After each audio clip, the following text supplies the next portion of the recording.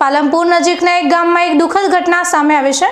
પરિવારજનોએ 15 વર્ષના સગીરને મોબાઈલમાં ગેમ રમવાની ના પાડતા તેણે ઝાડ ઉપર ફાંસો ખાઈને પોતાનું જીવન ટૂંકાવી લીધું હતું। જોકે આ અંગે પોલીસ સ્ટેશનમાં કોઈ ફરિયાદ નોંધાઈ નથી। મળતી માહિતી મુજબ ગામમાં ખેતી અને પશુપાલન સાથે સંકળાયેલા એક પરિવારના 2 પુત્રોમાંથી નાના પુત્ર જેની ઉંમર 15 વર્ષની હતી તેને મોબાઈલમાં ગેમ રમવાની લત લાગી ગઈ હતી। તે મોડી રાત સુધી ગેમ રમતો હોવાથી તેના પરિવારજનોને આ ગમતું ન હતું, આથી તેના પિતાએ તેને ઠપકો આપ્યો હતો।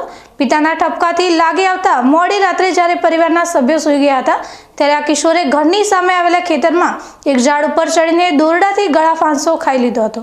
વહેલી સવારે જ્યારે પરિવારજનો ખેતરમાં ગયા ત્યારે તેમણે પોતાના પુત્રનો લટકતો મૃતદેહ જોયો અને તેઓ ભાંગી પડ્યા હતા। ઘટના સ્થળે ગામના અન્ય લોકો પણ એકત્ર થઈ ગયા હતા અને મૃતદેહને નીચે ઉતારીને અંતિમ ક્રિયા કરવામાં આવી હતી। આ અંગે પોલીસ સ્ટેશનમાં કોઈ ફરિયાદ નોંધાઈ નથી। આ ઘટનાથી સમગ્ર પંથકમાં શોકની લાગણી ફેલાઈ ગઈ છે। આ અગાઉ ડીસામાં પુત્રએ ગેમ માટે ઘરમાં ચોરી કરી હતી। અત્રે ઉલ્લેખનીય છે કે ડીસામાં અગાઉ પણ એક કિશોર મિત્રો સાથે મોબાઈલ ગેમના રવાડે ચડ્યો હતો અને ગેમ રમવા માટે પૈસા ખૂટતા તેણે ઘરમાં ચોરી કરી હતી। આ અંગે જાણ થતાં પરિવાર 181 અભયમની મદદ લઈને તેને સમજાવ્યો હતો।